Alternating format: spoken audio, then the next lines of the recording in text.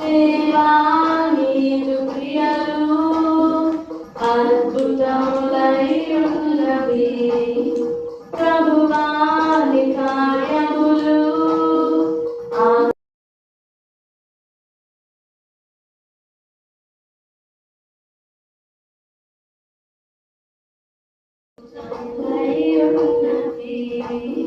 నే పాడెదన్ నే చాటెదన్ నీదు నామము భూమిలో సన్నుతించెదను. నా యేసయ్యా నా జీవితము నీకేనయ్యా సన్నుతించెదను.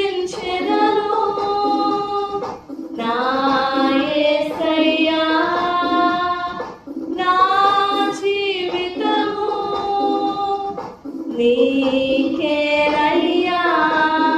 ప్రభువా నీ కార్యములు ఆశ్చర్యకరమైనవి. దేవా నీదు క్రియలు అద్భుతములై ఉన్నవి. హరింపరాని దుఃఖములు ఇహమందున చుట్టినా నా పాపము నిమిత్తమై నీదు ప్రాణము పెట్టితివి. హరింపరాని దుఃఖములు ఇహమందున చుట్టినా నా పాపము నిమిత్తమై నీదు ప్రాణము పెట్టితివి. నా వేదనంతటిని నాట్యముగా మార్చితివి. నీదు సాక్షిగా ఇలలో జీవింతును. సన్నుతించెదను. నా యేసయ్యా నా జీవితము నీకేనయ్యా సన్నుతించెదను. నా యేసయ్యా నా జీవితము నీకేనయ్యా. ప్రభువా నీ కార్యములు ఆశ్చర్యకరమైనవి. దేవా నీదు క్రియలు అద్భుతములై ఉన్నవి. లోకములో నేనుండగా నే నిర్మూలమైన సమయములో నూతన వాత్సల్యము చే అనుదినము నడిపితివి.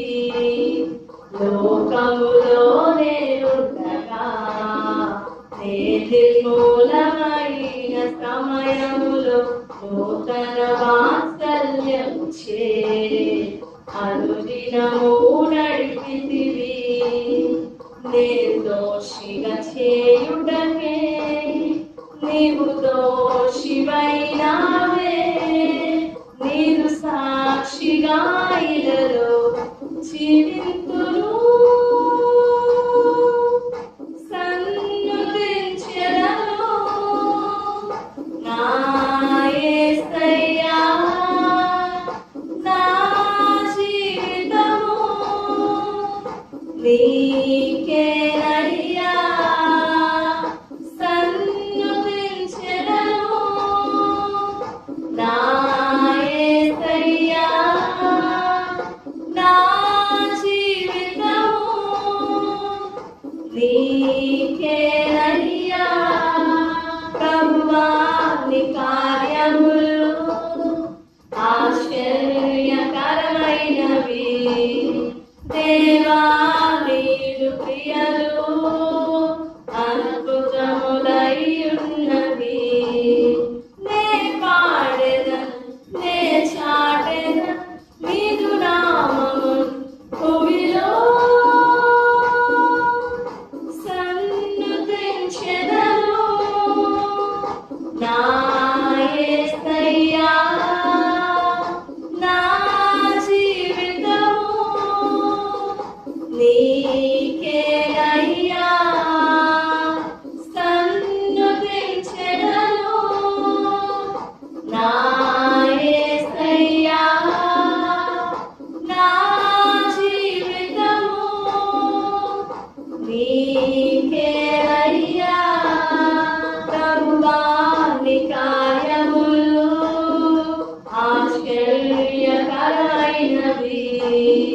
దేవా నీదు క్రియలు అద్భుతములై ఉన్నవి.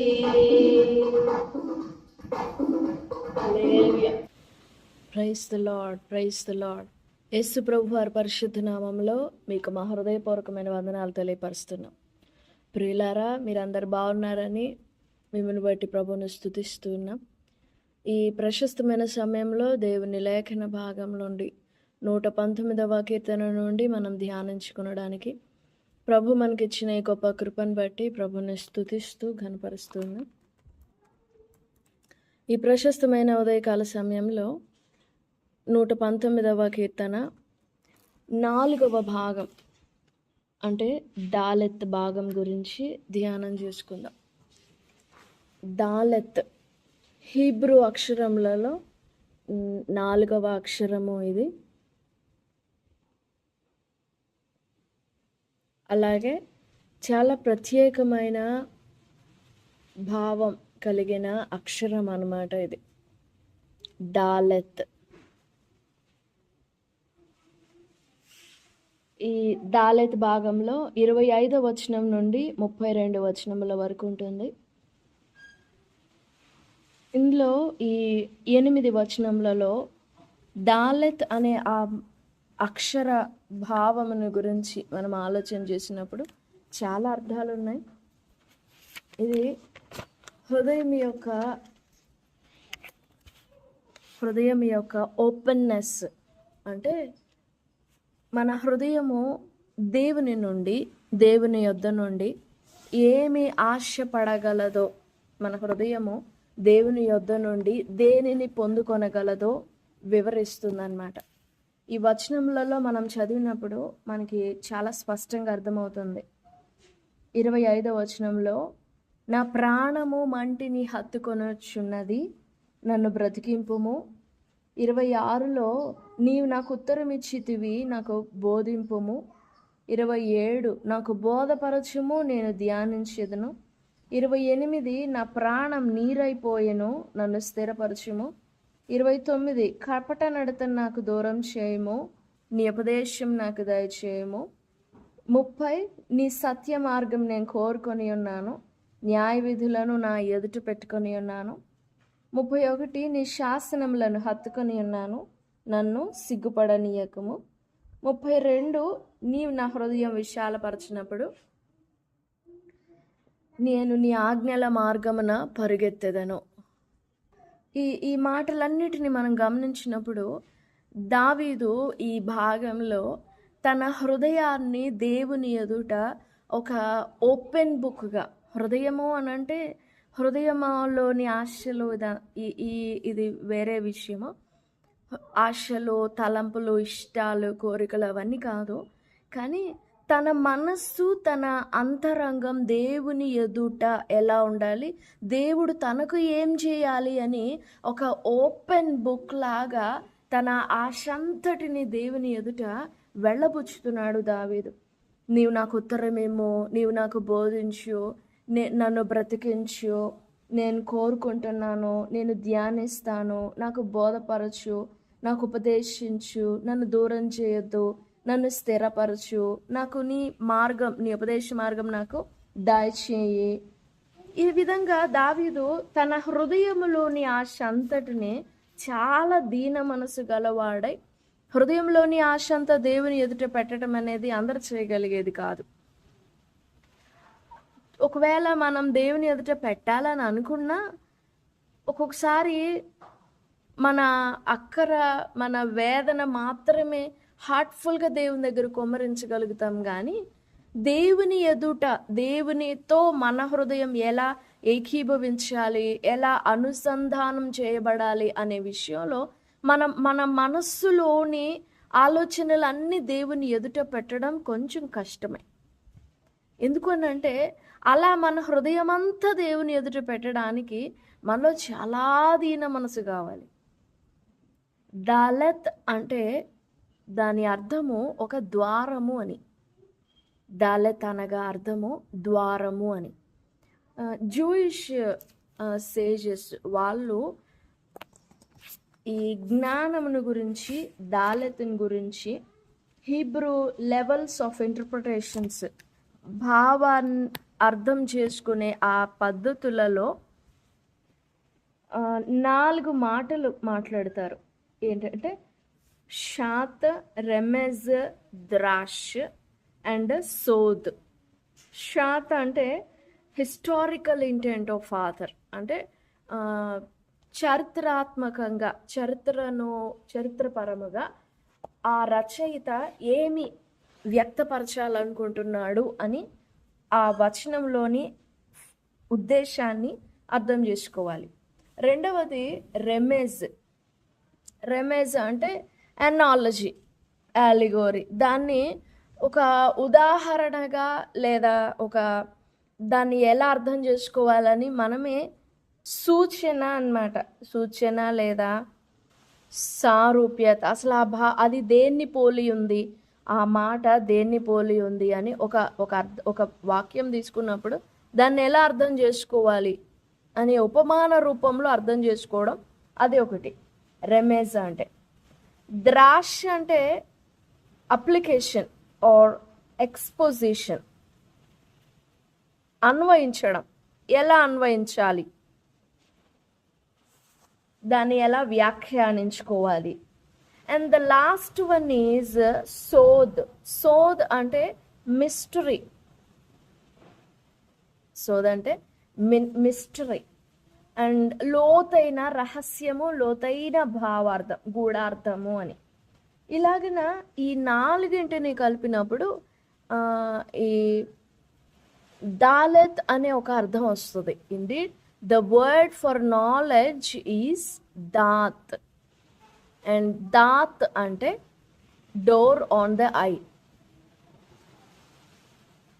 దృష్టి ద్వారము అని వస్తుంది.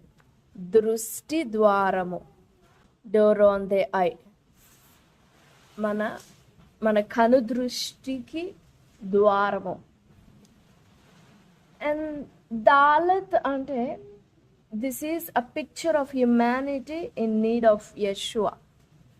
మెస్సియాను గురించిన అవసరత. హిబ్రూలో మతము, రిలీజియన్ అనే పదానికి దాత్ అనే అర్థం వస్తుంది. Daat which means the door of the cross, సిలువ ద్వారము అని వస్తుంది. సిలువ ద్వారము. మొత్తానికి ఈ దాలెత్ అంటే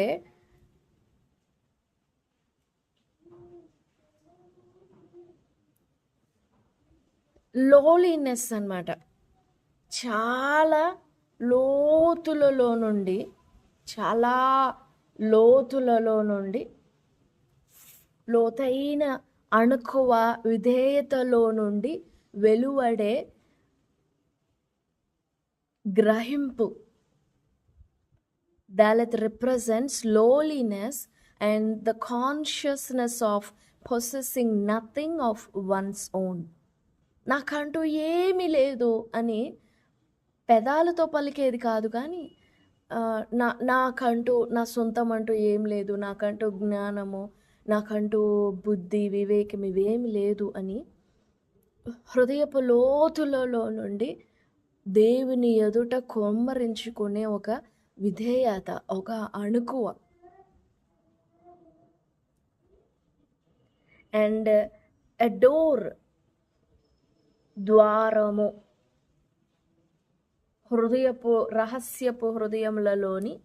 రహస్య హృదయంలోని ఆలోచనలను బయటకు వెళ్ళగ్రక్కే ఒక ద్వారము దాలెత్ అంటే.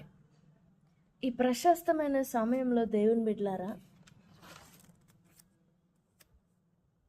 నిజంగా మన జీవితంలో మన హృదయము ఈ దాలెత్లోని భావం కలిగి ఉండాలి. దాలెత్లోని భావం కలిగి ఉండాలి. మన హృదయంలో నుండి చాలా లోతుగా లోపల దాగి ఉండిన ఆలోచనలు, లోపల దాగి ఉండిన మన స్వభావము, మన తలంపులు, మన తత్వము, అదే మన జీవిత సారము బయటకు కనపడేది కాదు. లోపల దాగి ఉంటుంది. దానంతటిని దేవుని ఎదుట కృమ్మరించే విధేయత, దేవుని ఎదుట కృమ్మరించే ఆ ఆ అణుకువ, ఆ తగ్గింపు నిజంగా మనకి ఎంతో అవసరం. దావీదు అంతటి వాడు, రాజైన దావీదు అంతటి వాడు, నా ప్రాణం మంటిని హత్తుకుంటుంది, నీ వాక్యం చేత నన్ను బ్రతికింపుము. ఇంకా ఎన్ని మాటలు ఉన్నాయి ఆ దాలేత్ భాగంలో. నిజంగా నీవు నేను అలా తగ్గగలమా దేవుని ఎదుట? ఆయన రాజు, ఆయన గొప్పవాడు అని గ్రహించినప్పుడు తప్పకుండా మనం తగ్గించుకుంటాం. మనం తగ్గలేకపోతున్నాము అని అంటే that we are not loving him as a king. ఆయన ఒక రాజు అని గ్రహించలేకపోతున్నాం. నీళ్ళలాగా మన హృదయం ప్రభు ఎదుట పారబోయబడాలి, నీళ్ళలాగా కృమ్మరించబడాలి. అప్పుడు మన హృదయము దేవుని హృదయంలోని తలంపుని, ఆశని, ఆయన ఇష్టాన్ని స్వీకరించగలుగుతుంది, అంగీకరించగలుగుతుంది. If we are not humble enough to pour out ourselves before the presence of God, we can't even see God's will or his thoughts or his mind. We can't understand him. ప్రశస్తమైన సమయంలో ప్రభు సన్నిధిలో వేడుకుందాం. దేవా, నాకు కావలసిన అణుకువ నాకు దయచేయి. నా క్రియల్లో అణుకువ కావాలి. అవును, మన మనస్సులో అణుకువ కావాలి, మన తలంపుల్లో అణుకువ కావాలి. స్వస్థ బుద్ధి అణుకువ స్త్రీకి ఇవ్వబడిన, పరిశుద్ధ స్త్రీకి ఇవ్వబడిన అలంకారం. అది కేవలం స్త్రీలకే కాదు, ప్రభునందు విశ్వసించే ప్రతి వ్యక్తికి. ఎందుకంటే మనం అందరము వధువు కదా ప్రియునికి, వరుడైన యేసు ప్రభు వారికి మనం వధువు. సో వధువు అణుకువతో ఉండాలి. చాలా అణుకువ కావాలి మనకి. పరీక్ష చేసుకుందాం, ప్రభుని వేడుకుందాం. దేవా, నా అణుకువ నిన్ను సంతోషపెట్టేదిగా ఉండాలి, మీరు అతిశయపడేదిగా ఉండాలి. నా అణుకువ మిమ్మల్ని ఆనందింపజేసేదిగా ఉండాలి. నా అణుకువ నన్ను దర్శించు, నన్ను నింపండి, కడగండి అని ప్రభు సన్నిధిలో వేడుకుందాం. ప్రభు సహాయపడతారు. దేవుడి మాటలన్నీ మన వినికిడిలో దీవించునుగాక. Amen, amen. Praise the Lord. God bless you all. Have a great and blessed day. Amen.